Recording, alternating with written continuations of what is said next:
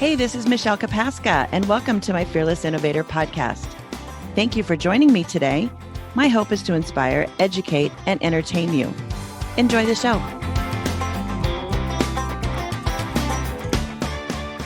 This week, I want to share a story about my father and getting quiet.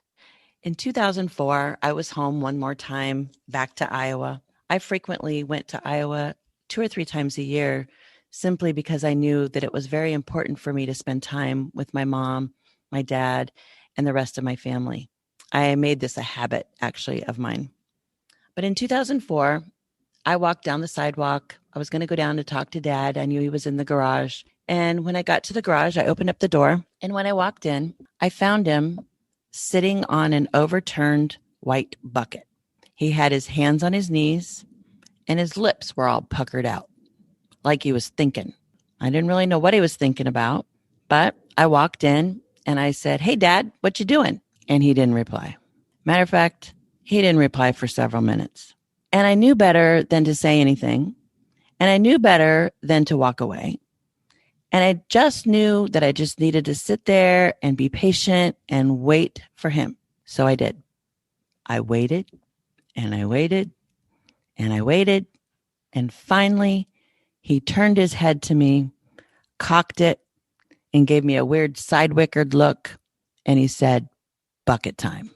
Well, I could only surmise what bucket time meant, but I'm assuming he was thinking. I could tell by his lips he was thinking. But what was in front of him was a car frame with an engine in it. It had tires on it, but it had an engine in it. So I could only assume he was thinking about the engine. More about this car. This car sat in our pasture for 23 years. How did I know that? I mowed around it. I mowed around it a lot. And Dad was protecting that car frame for something in the future. I just didn't know what it was. I made the assumption that this was going to be another 1961 Impala, because in 1962, when my dad married my mom, he drove a 1961 Chevy Impala convertible, baby powder blue. Well, when he got married to my mom, he sold it, and he regretted it ever since. So Dad went on a hunt to go find that car. He never found that car, but he did find one like it. And he did end up purchasing another one, baby blue with a convertible on it. But along his journey, he collected a lot. There was like 15 of them, 15 different parts cars, because he rebuilt a black one with red interior. There was a white one. There were several that he owned throughout the year and had rebuilt. This is where this car came from in his journey of trying to find all these cars. So now he's on the hunt to go, build this car. Then in 2007, I'm home again, and now it's spring in May of 2007. And I'm in the house, and Dad comes up and says, "Hey, Shell, I want to go show you something." I said, "All right." So me and Melissa, we went down to the garage, and we kind of knew what was up because we knew Dad was collecting body parts and trims and tires, because I was with Melissa in Arkansas and Dad in Arkansas one year where Dad was picking up trim for a car, but we didn't really know what it was. And then I knew that he'd picked up tires down here in Florida from Goodyear.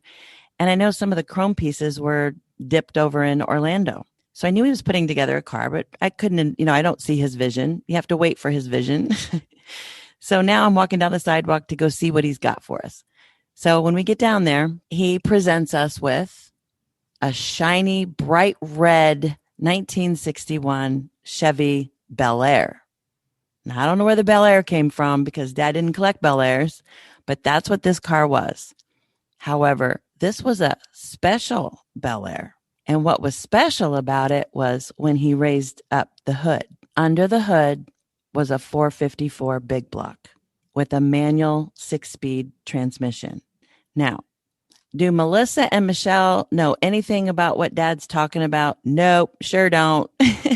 But we could tell by the sound of it that it was mighty throaty and it sounded like a badass car. And he was very proud of it. So we took a lot of pictures and everything that day of the car, and he actually took us for a ride. But my point in telling you this story is that getting quiet with yourself just like my grandfather's quiet time happened in his sleep. And when he would sleep, he would wake up with this dream that he had, and he made his dream become reality. Well, my dad used bucket time. He needed to be sitting silent to get quiet with himself, to understand, to get a full picture of what was going on. So I'm assuming that day when he was quiet, because there was nothing but an engine, he was thinking about, how am I going to get this big 454 big block engine into a car that it doesn't even belong in, nor does it fit? So that's the assumption I made. So getting quiet actually resonates with me as well. I actually, when in my IT project years, I solved problems in my sleep. I would go to work, a very hectic day. I would work 10, 12-hour days, and I was in project management. So my job was solving problems on a daily, minute by minute basis. But when I couldn't solve them, I would go to sleep thinking about it. And in my sleep, I would solve them. So everyone is different. What do you do to get quiet? What do you do to solve your problems? Sometimes gut reactions aren't the only way to do it. So I hope I've inspired you, educated you a little bit, and entertained you along the way about my journey. If you want to reach out to me, you can reach out to me at fearlessinnovator.com/contact. Schedule time on my calendar there. Or you can go to fearlessinnovator.com/free book and get a copy of Why My Job Quit Me, Jumpstart Your Firing. I hope you all have a great day. We'll talk soon. Thank you for listening today. I hope you enjoyed the show. If I can help you invest in your future, reach out to me at fearlessinnovator.com. Catch me later.